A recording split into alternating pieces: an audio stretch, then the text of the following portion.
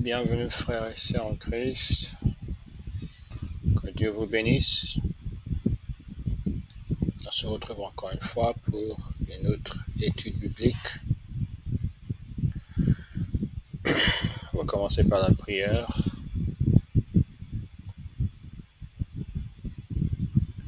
Père éternel, je te remercie pour cette occasion dans ta présence pour étudier la Bible.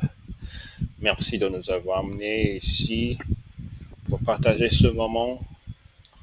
Je prie pour que tu bénisses cette étude. Je prie pour que tu fasses venir les frères et sœurs qui ne sont pas encore présents, afin que cette étude soit en bénédiction à tout un chacun, au nom de Jésus-Christ. Amen.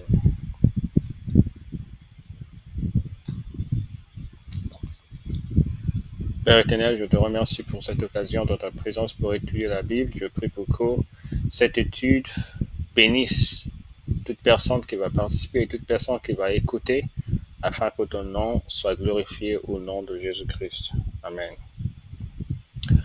Alors, on va commencer notre étude par la lecture intégrale du chapitre 13 d'Apocalypse. Après cela, on va s'attarder sur les versets 1 à 2, les versets à l'étude pour ce soir. Apocalypse chapitre 13.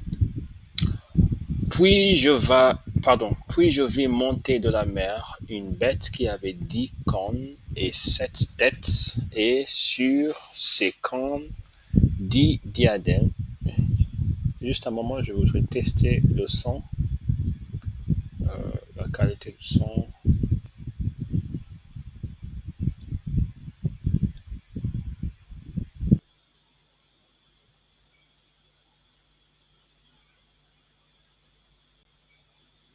Donc, on va continuer.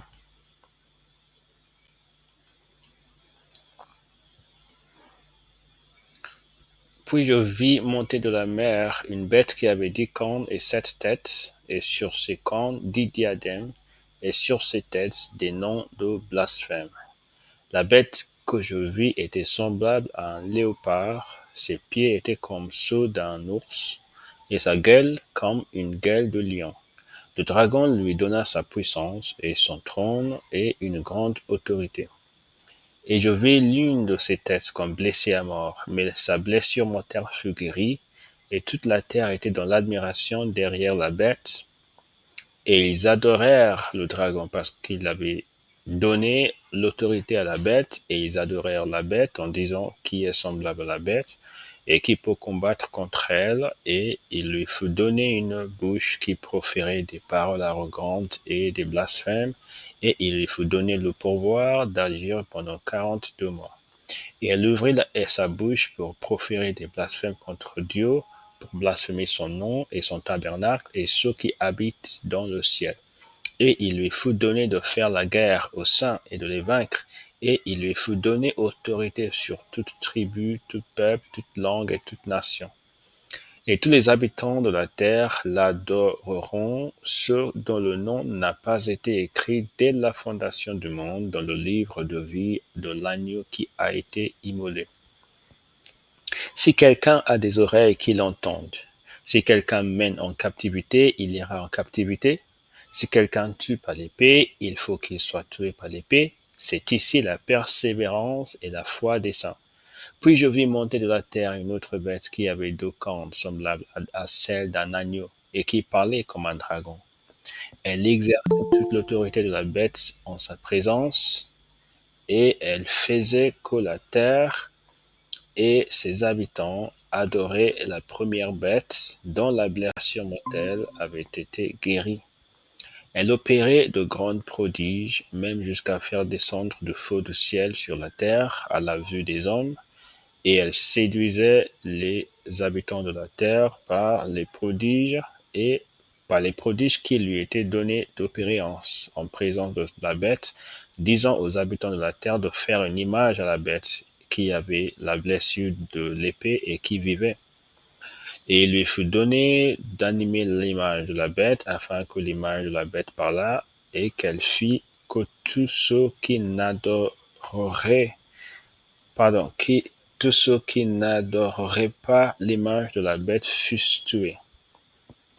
Et elle fit que tous, petits et grands, riches et pauvres, libres et esclaves, reçussent une marque sur leur main droite ou sur leur front, et que personne ne put acheter ni vendre sans avoir la marque, le nom de la bête et le nombre de son nom. C'est ici la sagesse, que celui qui a de l'intelligence calcule le nombre de la bête, car c'est un nombre d'hommes et son nombre est 666. Amen. Donc, bienvenue, sœur Augustina. On va donc s'arrêter sur les deux versets sur lesquels nous allons nous appesantir pour la lecture de ce soir. Les versets 1 à 2. Puis je vis monter de la mer une bête qui avait 10 cornes et 7 têtes, et sur ses cornes 10 diadèmes, et sur ses têtes des noms de blasphème. La bête que je vis était semblable à un léopard, ses pieds étaient comme ceux d'un ours, et sa gueule comme une gueule de lion. Le dragon lui donna sa puissance et son trône et une grande autorité. Voilà les deux versets sur lesquels nous allons nous arrêter pour étudier ce soir. Première chose, je vous demande, sœur Augustina, si vous avez quelques discernements, quelques réflexions à partager concernant ces deux versets, en guise d'introduction.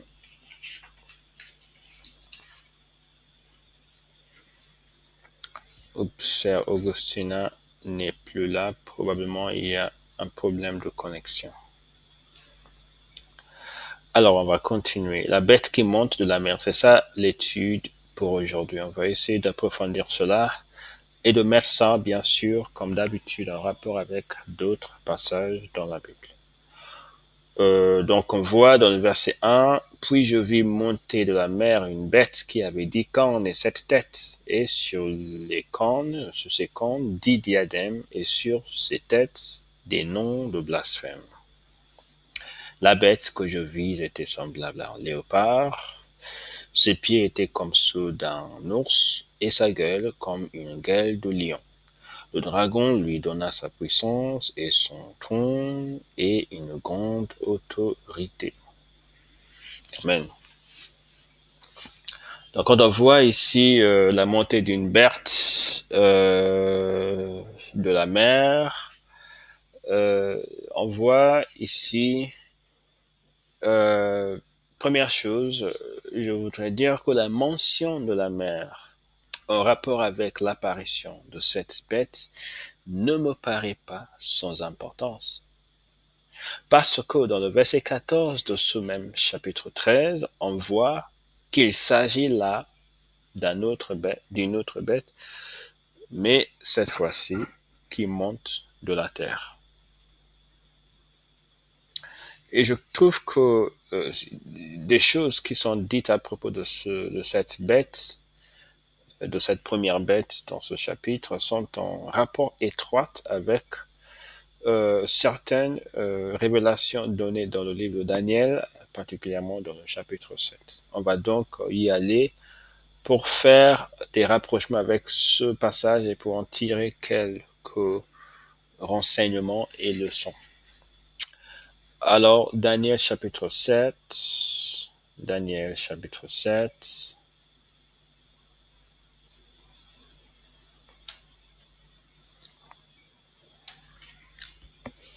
Daniel chapitre 7, verset 3.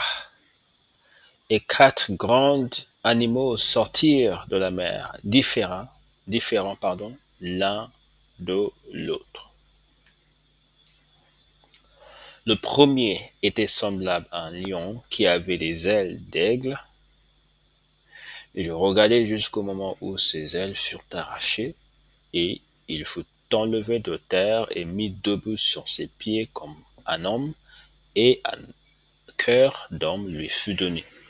Et voici un second animal était semblable à un ours, et se tenait sur un côté. Il avait 3 côtes dans la gueule entre les dents, et on lui disait, lève-toi, mange beaucoup de chair. Après cela, je regardais, et voici un autre était semblable à un léopard, et qui avait sur le dos 4 ailes comme un oiseau. Cet animal avait 4 têtes, et ok, etc., etc. Donc, je pense que le verset 7 à 11, c'est ce qui intéresse. Parce que dans les autres versets, il s'agit d'autres bêtes. Après cela, je regardais pendant mes visions nocturnes, et voici, il y avait un quatrième animal, terrible, épouvantable et extraordinairement fort. Il avait de grandes dents de fer, il mangeait, brisait et il foulait aux pieds ce qui restait. Il était différent de tous les animaux précédents, et il avait 10 cornes. Je considérai les cornes, et voici une autre petite corne sortie du milieu d'elle, et 3 des premiers cornes furent arrachées devant cette corne, et voici elle avait des yeux comme des yeux d'homme, et une bouche qui parlait avec arrogance. Je regardais pendant que l'on plaçait des trônes, et l'ancien des jours s'assit. Son vêtement était blanc comme la neige, et les cheveux de sa tête étaient comme de la laine pure, son trône était comme des flammes de feu, et ses roues comme un feu ardent. Un fleuve de feu coulait et sortait de devant lui, 1000 milliers le servaient, et 10 000 millions se tenaient en sa présence. Les juges s'assirent, et les livres furent ouverts. Je regardais alors à cause des paroles arrogantes que prononçait la corne, et tandis que je regardais, l'animal fut tué, et son corps fut anéanti, livré au feu pour être brûlé. Donc on voit un rapprochement assez intéressant, même si c'est le verset 1 et 2 qu'on s'arrête. On voit que cette bête était épouvantable, que cette bête avait 10 cornes.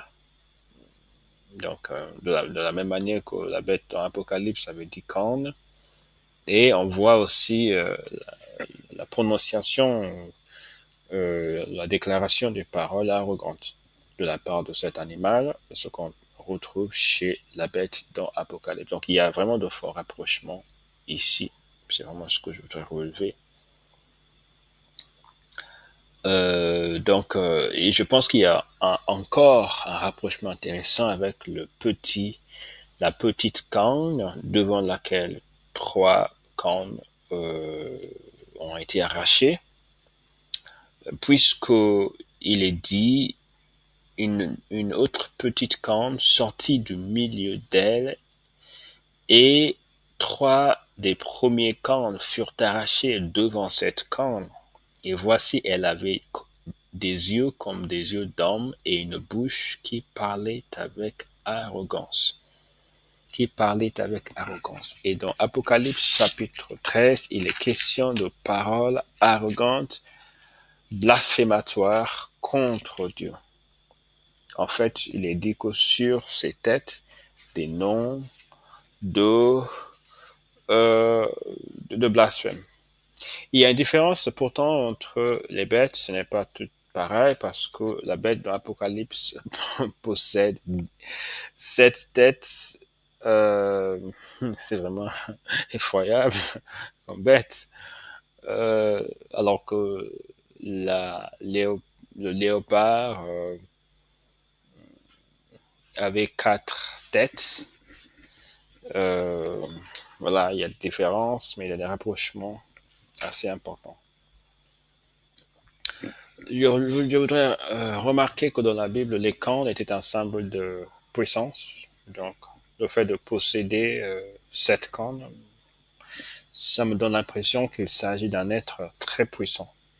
Parce que 7, c'est le nombre de la perfection. Le chiffre de la perfection, plutôt. Dans Daniel 7, aucune mention n'est faite d'un diadème en rapport avec la quatrième animal.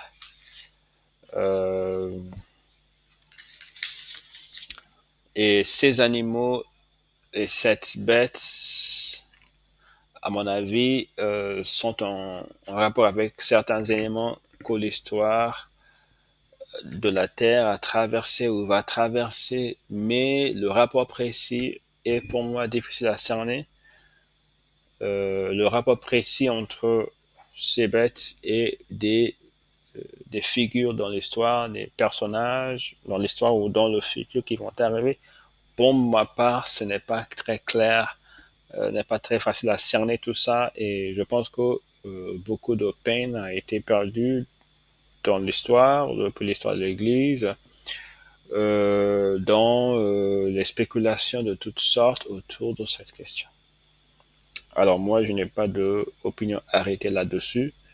Je ne me trouve pas intéressé par faire des rapprochements avec ce qui se passe dans notre époque, parce que depuis toutes les époques que la chrétienté a traversé, des théologiens, des chrétiens ont toujours essayé de faire des rapprochements avec leur propre époque.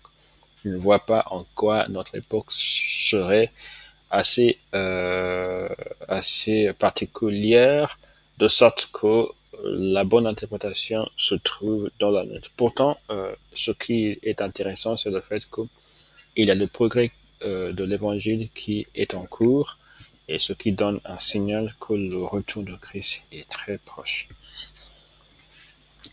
Alors, je voudrais aussi poursuivre en disant qu'il paraît évident, de par l'accent mis sur le caractère blasphématoire de cette bête, que celle-ci est à rapprocher de l'Antéchrist dont fait mention l'apôtre Paul dans 2 Thessaloniciens chapitre 2.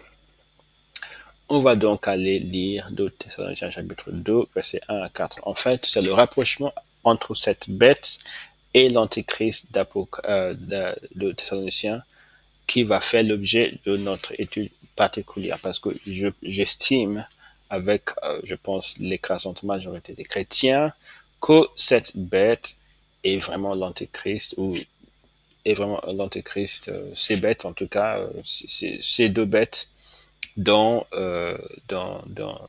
Apocalypse chapitre 13 incarnent ce que Paul exprime en le qualifiant de l'Antéchrist. Alors, on va donc aller à 2 Thessaloniciens, chapitre 2, versets 1 à 4, pour relever quelques éléments importants, quelques caractéristiques importantes sur lesquelles nous allons vraiment passer pas mal de temps, parce que c'est vraiment pour notre éducation qu'on fait ces études, et il y a vraiment beaucoup de choses qui vont nous permettre de nous édifier là-dedans. Donc, 2 Thessaloniciens, chapitre 2, versets 1 à 4.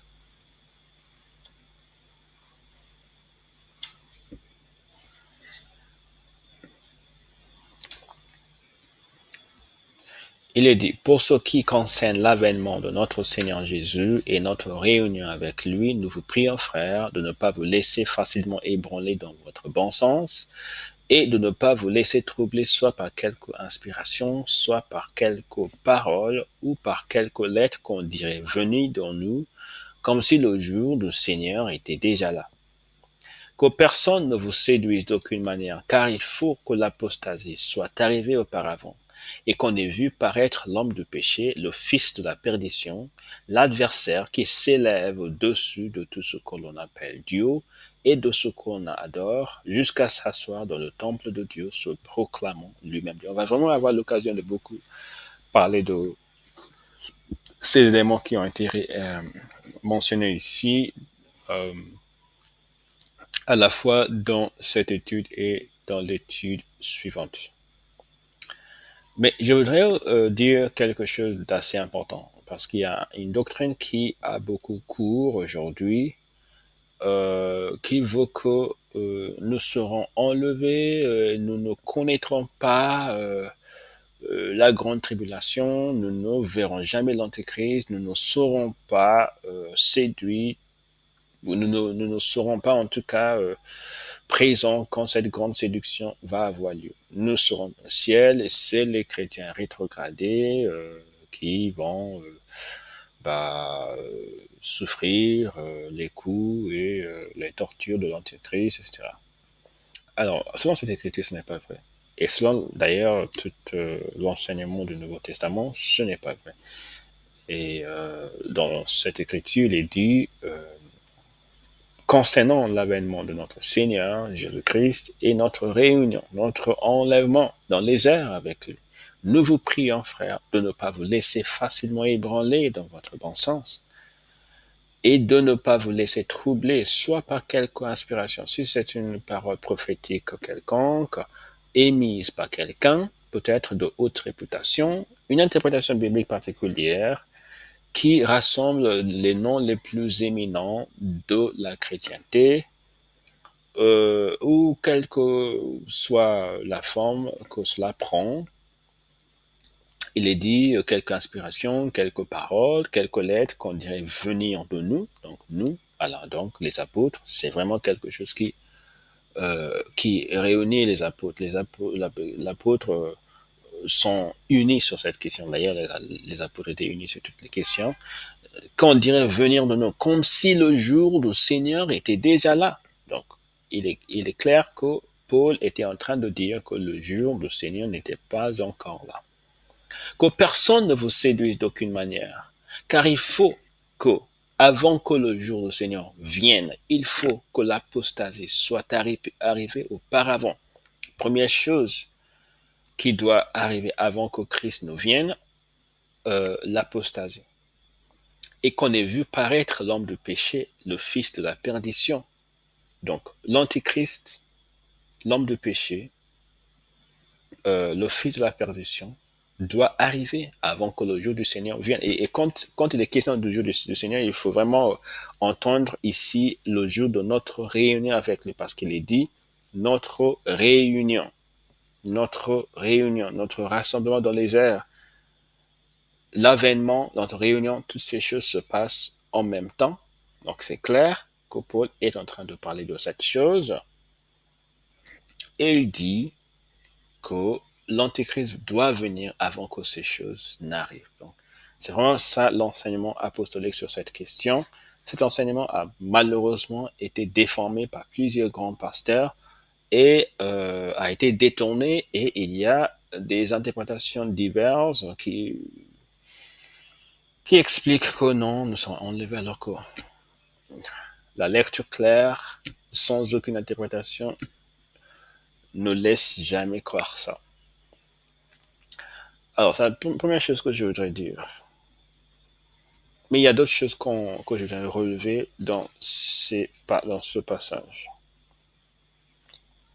Donc, je voudrais dire que la mention du fait que la bête va s'asseoir dans le temple de Dieu et va se proclamer Dieu soulève quelques difficultés chez certaines personnes qui ne voient pas comment ces choses pourraient se réaliser étant donné que le temple existant, le temple qui était encore debout du temps de l'apôtre Paul a été détruit depuis longtemps, longtemps, il y a longtemps que ce temple n'existe plus.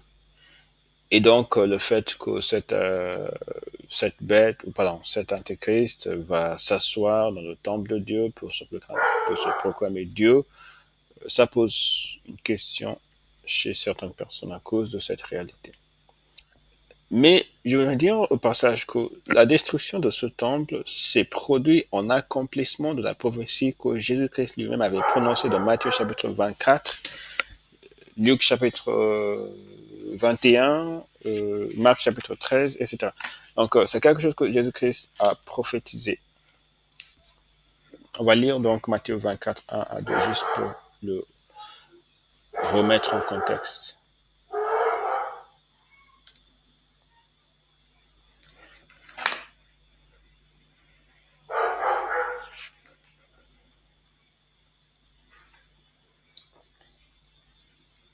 Comme Jésus s'en allait au sortir du temple, ses disciples s'approchèrent pour lui en faire remarquer la construction. Mais il leur dit, « Voyez-vous tout cela?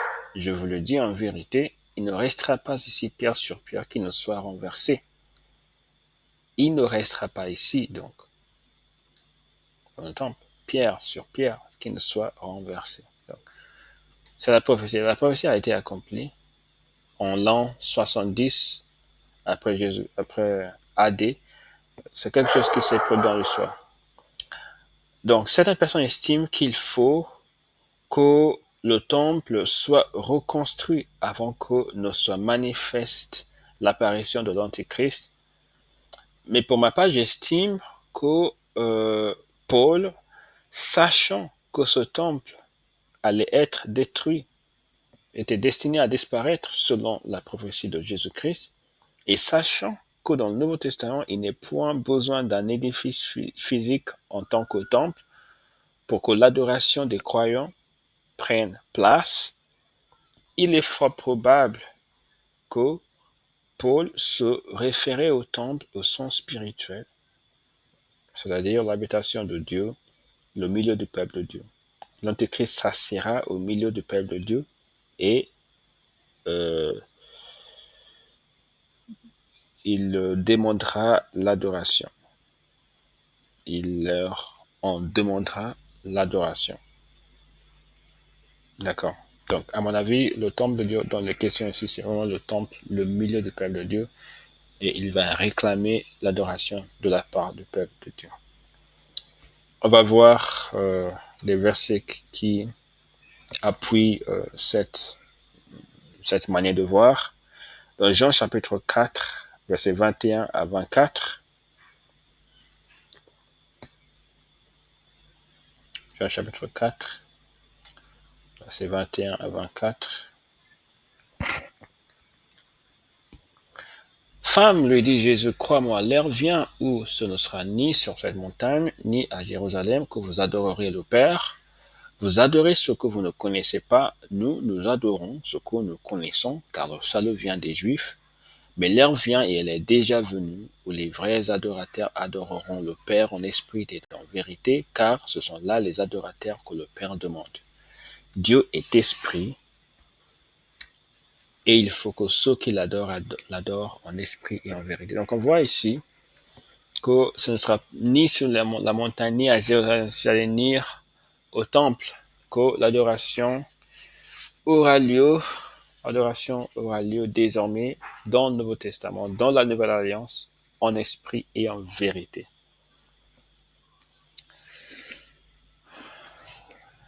Donc, il n'y a pas besoin d'un temple physique.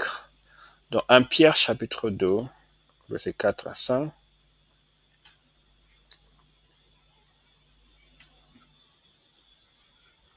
approchez-vous de lui, pierre vivante, rejetée par les hommes, mais choisie et précieuse devant Dieu. Jésus-Christ, la pierre vivante. Maintenant, verset 5.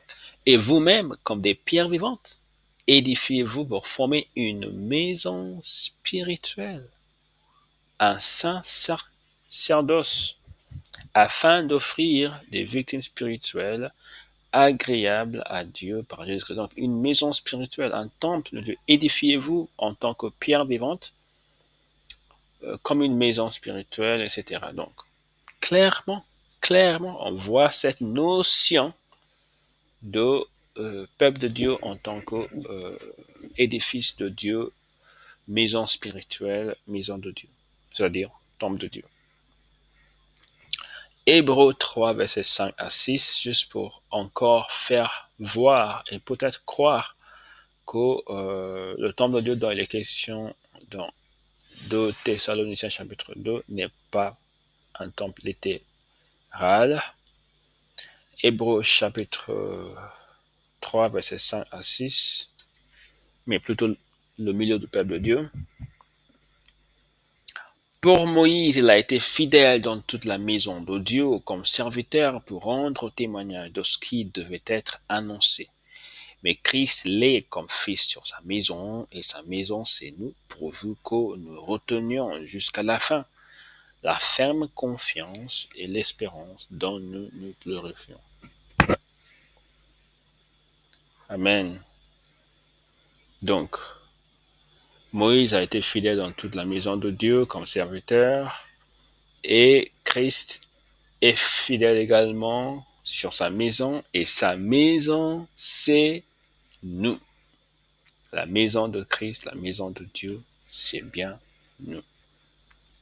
Donc, le temple, c'est nous. Et je finirai citer cette écriture très célèbre, 1 Corinthiens chapitre 3, verset 16 à 17.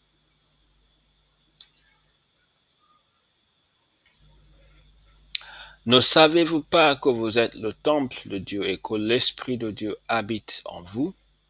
Si quelqu'un détruit le temple de Dieu, Dieu le détruira, car le temple de Dieu est saint et c'est ce que vous êtes.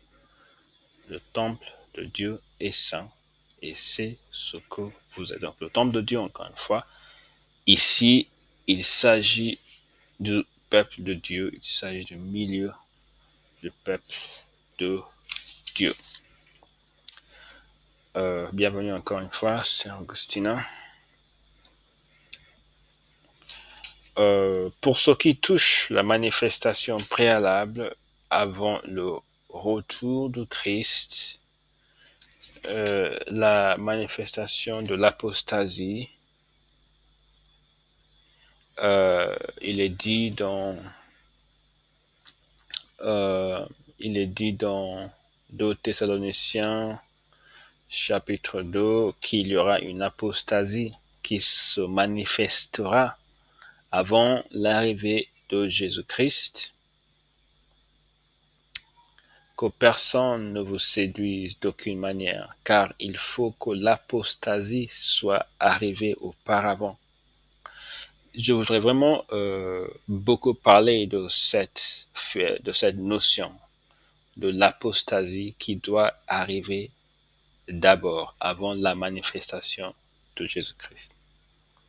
Je rappelle que ce que Paul est en train d'expliquer ici, c'est le fait que avant que le jour du Seigneur Jésus-Christ n'arrive, il faut que deux choses se mettent d'abord en place. Premièrement, l'apostasie. Deuxièmement, l'arrivée de l'homme de péché, c'est-à-dire de l'Antéchrist. Ces deux choses doivent avoir lieu avant le retour de Jésus-Christ. Maintenant, je voudrais parler de l'apostasie. L'apostasie. Pour comprendre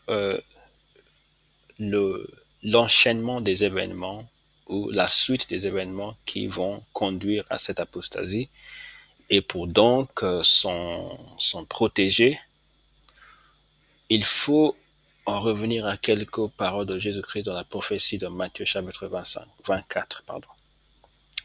Dans Matthieu 24, Jésus-Christ a prononcé une parole très importante qui doit alerter tout esprit chrétien. Matthieu 24, je lis verset 12, il est dit « Et parce que l'iniquité se sera accrue, la charité ou l'amour de plus grand nombre se refroidira. » Parce que l'iniquité se sera accrue, l'amour de plus grand nombre se refroidira. Il y aura un refroidissement de l'amour des chrétiens en raison de l'accroissement de l'iniquité, du péché. Donc, on voit quelque chose. Rappelez-vous que Paul a parlé de l'apostasie qui doit arriver. Jésus-Christ ici parle de l'accroissement du péché et de la baisse de l'amour des chrétiens. Quel est le lien entre les deux? On peut imaginer très bien une séquence d'événements. Première chose, c'est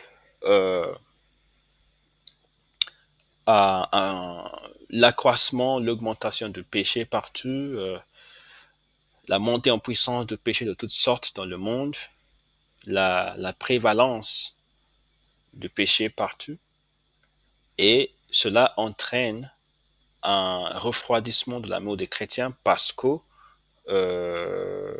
c'est difficile de se maintenir pur quand on est entouré par le péché en permanence, et ces personnes qui ne se gardent pas, qui ne sont pas vigilantes, vont certainement tomber dans le péché. Donc il va y avoir un refroidissement de l'amour en raison de la multiplication du péché. Et cela va conduire sans aucun doute à la compromission avec le monde. Parce que quand il y a refroidissement, c'est-à-dire de, baisse de l'amour, ce qui va en résulter, c'est normalement une baisse de la consécration, baisse de la vigilance, baisse de l'obéissance, baisse de la surveillance de soi, etc. Et donc la compromission avec le monde. Les chrétiens, dans les derniers jours, seront en grande partie des personnes qui compromettent avec le monde. Là où Jésus-Christ nous a interdit certaines choses, on va voir des chrétiens pratiquer ces choses parce qu'on dit que c'est dans le monde, on ne peut pas être différent. On n'arrive pas à se dissocier complètement des pratiques mondaines. Donc on voit première chose, accroissement du péché. Deuxième chose, refroidissement de l'amour. Troisième chose, compromission avec le monde. Et cela va finalement donner lieu à l'apostasie. L'apostasie, c'est-à-dire la rétrogradation de la foi. Le fait de ne plus croire en la foi que la personne avait professée avant. Donc c'est vraiment ça, l'enchaînement des événements les uns après les autres jusqu'au niveau de l'apostasie. Et c'est de ça que Paul parle ici dans 2 Thessaloniciens chapitre 2. Donc, tout ça pour nous faire attention parce que cela n'arrive pas qu'aux autres. Cela peut arriver à nous si on ne fait pas attention. Il est dit, il faut que l'apostasie soit arrivée auparavant. Alors, pour éviter que cette apostasie prophétique ne nous gagne, il est essentiel que nous ranimions la flamme de l'amour de Dieu, ce qui implique l'amour pour la vérité. Je voudrais vraiment me concentrer sur cette partie parce que c'est la partie la plus importante de cette étude. On parle de comment se protéger contre l'apostasie des derniers jours. Comment se protéger, c'est-à-dire comment maintenir son esprit pur et sans reproche devant Dieu face à l'apostasie, face au refroidissement de l'amour, face au péché, face à la multiplication de mal, etc. Il est dit, il est essentiel que nous ranimions la flamme de l'amour de Dieu et cela implique l'amour pour la vérité. La flamme de notre amour pour Dieu doit être toujours brillante, brûlante. Et la brillance de cette flamme dépend de notre entretien de celle-ci. Si on ne l'entretient pas, cela va baisser. Si on l'entretient, cela va aller de plus en plus brillante. Maintenant,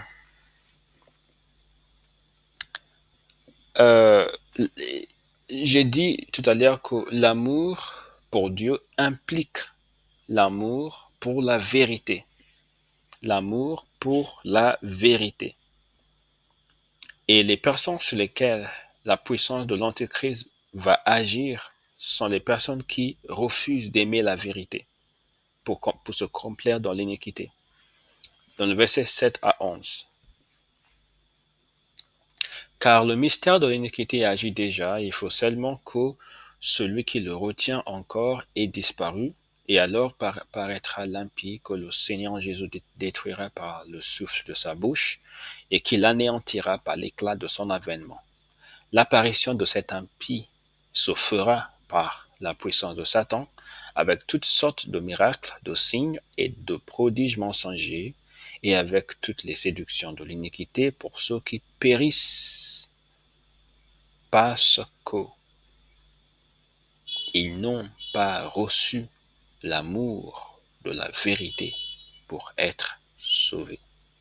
Aussi Dieu leur envoie une puissance d'égarement pour qu'ils croient au mensonge, afin que tous ceux qui n'ont pas cru à la vérité, mais qui ont pris plaisir à l'iniquité, soient condamnés.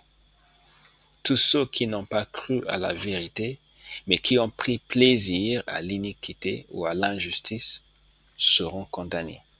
Donc, pour éviter cette condamnation en raison de la complaisance dans le péché, il faut aimer la vérité parce que c'est précisément sur ce point que va se jouer le sort éternel des uns et des autres. Il est dit ici que euh, les personnes qui vont périr le feront parce qu'ils n'ont pas reçu l'amour de la vérité. Quand la vérité vient, ces personnes n'aiment pas la vérité. Ces personnes détestent la vérité parce que la vérité parfois blesse. La vérité n'est pas confortable. La vérité sur le péché, la vérité sur la vie, le type de vie qui plaît à Dieu. Ce n'est pas confortable, ce n'est pas plaisant pour la chair. La chair va résister à la vérité. La chair va s'opposer toujours à la vérité. La chair ne voudra pas croire à la vérité. La chair va toujours euh, essayer de contrecarrer la vérité, de démentir ça. Mais la Bible dit que si on veut éviter la condamnation des, des méchants, il faut qu'on accueille la vérité et qu'on l'aime, qu'on reçoive par la grâce de Dieu, qu'on reçoive par la grâce de Dieu l'amour de la vérité afin d'être sauvé par la vérité. La vérité, c'est Jésus-Christ. La vérité, c'est ce qui conforme à la sanctification selon Jésus-Christ. C'est très important. Si on rejette la vérité, on s'expose à la condamnation. La vérité sur la sanctification, la vérité sur la pureté, on va voir certaines choses tout à l'heure. Donc, si on découvre en soi qu'on n'a pas vraiment forcément cet amour de la vérité, si on est sincère, on doit vraiment supplier Dieu de nous le donner, de nous donner l'amour pour la vérité, parce que c'est vraiment très important. On ne peut pas être sauvé si on aime le mensonge, on ne peut pas être sauvé, on ne sera condamné certainement si on ne reçoit pas l'amour de la vérité. Donc, comme j'ai dit, la flamme de l'amour de Dieu implique l'amour pour la vérité. La flamme de l'amour de Dieu implique aussi la soif pour la justice et pour la sanctification entière. La soif pour la justice et pour la sanctification entière, corps, âme, esprit. Très important. C'est une soif, une soif. Jésus-Christ dit, heureux ceux qui ont soif et qui ont soif de la justice, qui ont soif et qui ont faim de la justice, car ils seront rassasiés. Ils seront rassasiés. Dieu ne rassasie pas les personnes qui n'ont pas cette soif, cette faim. Il faut qu'on ait soif, qu'on ait faim de la justice, de la vie de Christ, de la justice de Dieu. Jésus-Christ a dit, recherchez premièrement le royaume de Dieu et sa justice et toutes les autres choses nous seront données par-dessus.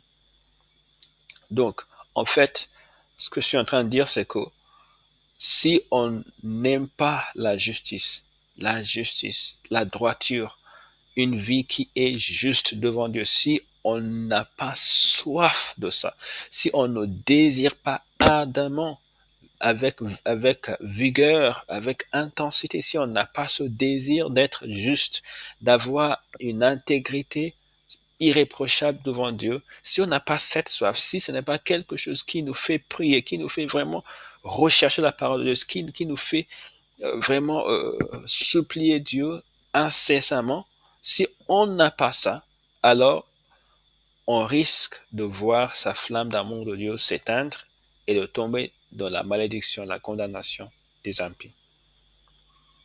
Regarde ce que Paul exprime dans 1 Thessaloniciens chapitre 3. Mais avant de faire ça, lisons Matthieu chapitre 5, verset 6, les paroles de Jésus-Christ. Matthieu 5, 6. Un passage très célèbre. Il dit, heureux ceux qui ont faim et soif de la justice, car ils seront rassasiés. Ils seront rassasiés. Les personnes qui ont faim et qui ont soif de la justice seront rassasiées. Maintenant, je vais donner un exemple du fait d'avoir faim et soif de la justice. Un exemple pratique tiré d'un passage dans la lettre aux Thessaloniciens, la première lettre, chapitre 3, verset 9 à 13. Quelles actions de grâce en effet nous pouvons rendre à Dieu à votre sujet pour toute la joie que nous éprouvons à cause de vous devant Dieu? Mais, verset 10, nuit et jour, nous le prions avec une extrême ardeur de nous permettre de vous voir et de compléter ce qui manque à votre foi. Nuit et jour, nous prions Dieu avec une extrême ardeur de nous permettre de vous voir et de compléter ce qui manque à votre foi. Donc, Paul ici, il dit, il prie avec une extrême ardeur. Une extrême. Regardez les mots que Paul choisit. Il parle de ardeur. Ardeur, c'est déjà un mot fort. Et il dit extrême ardeur. Tellement il est rempli d'un désir de ce qu'il dit. Et qu'est-ce qu'il dit? Il dit, pour compléter ce qui manque à leur foi, que Dieu lui-même, notre Père et notre Seigneur Jésus, aplanisse notre route pour que nous allions à vous. Que le Seigneur augmente de plus en plus parmi vous et à l'égard de tous cette charité que nous avons nous-mêmes pour vous, afin d'affermir vos cœurs.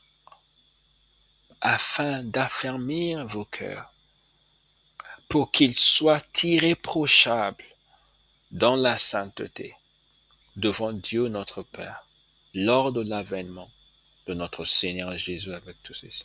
C'est ça, le battement, ce qui fait battre son cœur.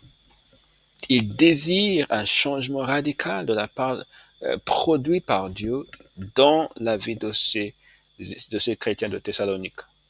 Il désire ça de tout son cœur. Il désire ça de toute son âme. Il désire ça profondément. Il dit, pour que vos cœurs soient irréprochables, soient tout à fait purs, sans aucune tâche. Donc, je dis que l'amour de Dieu implique le désir ardent. Pour ranimer cet amour de Dieu, il faut avoir ce désir ardent que Paul avait pour notre sanctification entière, pour notre paf, pour la perfection de notre amour de Dieu. Amen. Et l'amour pour les autres. On va regarder encore ce qui est dit dans 1 Timothée chapitre 6, verset 13 à 14.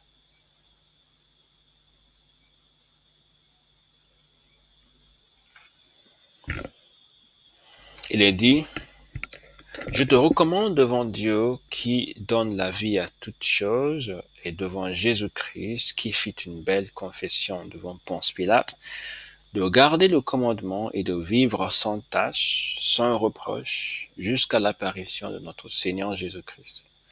De garder le commandement et de vivre sans tâche, sans reproche. Donc c'est une exhortation à vivre sans tâche, sans reproche, jusqu'au jour de notre Seigneur. Donc, en fait, c'est ça ce qui doit être notre désir ardent.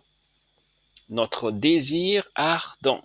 Notre désir ardent. De vivre sans tâche, sans reproche, jusqu'à l'apparition de notre Seigneur Jésus-Christ. De vivre sans tâche, sans reproche, jusqu'à l'apparition de notre Seigneur Jésus-Christ. C'est ça notre objectif. C'est ça notre désir. Et si on a ce désir, Dieu, par sa grâce, nous l'accordera. Amen. Et l'amour de Dieu implique finalement l'obéissance à tous les commandements de Jésus-Christ. Jean 14, versets 14 à 17.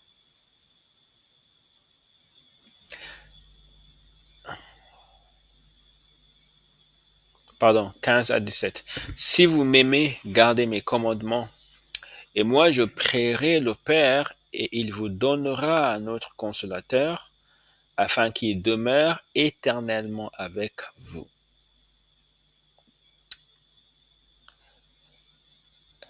Si vous m'aimez, gardez mes commandements, et je prierai le Père, et il vous donnera un autre consolateur, afin qu'il demeure éternellement avec vous. L'esprit de vérité que le monde ne peut recevoir, parce qu'il ne le voit point, il ne le connaît point, mais vous, vous le connaissez, car il demeure avec vous et il sera en vous. Donc, Jésus-Christ dit que nous devons garder ses commandements afin de recevoir le Saint-Esprit, l'esprit de vérité, qui va demeurer avec nous pour toujours. Verset 21. Celui qui a mes commandements et qui les garde, c'est celui-là, c'est celui qui m'aime. Et celui qui m'aime sera aimé de mon Père. Je l'aimerai et je me ferai connaître à lui. Puissant, très puissant. Celui qui a les commandements de Christ et qui les garde, qui les respecte, qui leur obéisse, qui leur obéit, cette personne, la personne qui aime Jésus-Christ, et cette personne sera aimée par le Père et Jésus-Christ va se faire connaître à cette personne. Finalement, Jean 15, verset 10, c'est la dernière lecture biblique qu'on va faire aujourd'hui. Jean 15, verset 10, il est dit, « Si vous gardez mes commandements, vous demeurerez dans mon amour, de même que j'ai gardé les commandements de mon Père et que je demeure dans son amour. » Si vous gardez mes commandements, vous demeurerez dans mon amour. Donc l'amour pour Dieu qui nous protège de la condamnation des derniers jours, des personnes qui se sont rétrogradées, des condamnations des personnes rétrogrades, des personnes qui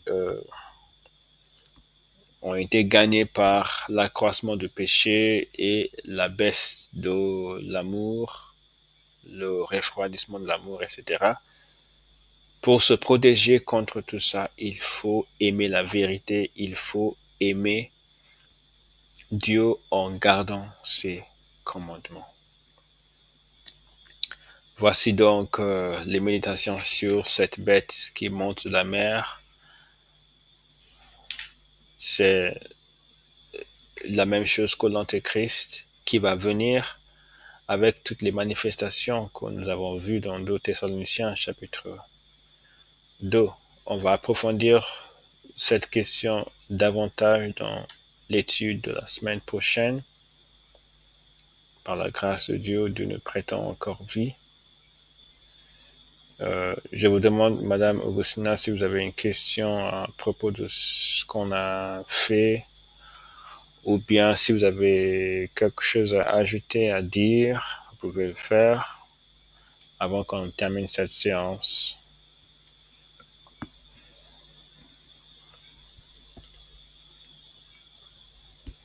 Je ne sais pas si vous parlez parce que votre microphone n'est pas actif. D'accord. Non, monsieur, pas de contribution et pas de questions aussi. D'accord. Ok. On va prier maintenant après la fin. Père éternel, merci beaucoup pour une autre occasion très bénie dans ta présence. Merci de nous avoir fait faire cette étude sur l'Antéchrist et la manière dont il va agir et les conditions pour se protéger à la fois des situations de ce dernier temps et aussi de la séduction de l'Antéchrist. Je prie, Seigneur, que tu nous aides à nous approprier ces enseignements dans la Bible pour que nous ne tombions pas dans le mal, mais que nous soyons des témoins de Jésus-Christ partout où nous nous trouvons. Au nom de Jésus-Christ. Amen. Que Dieu vous bénisse, sœur.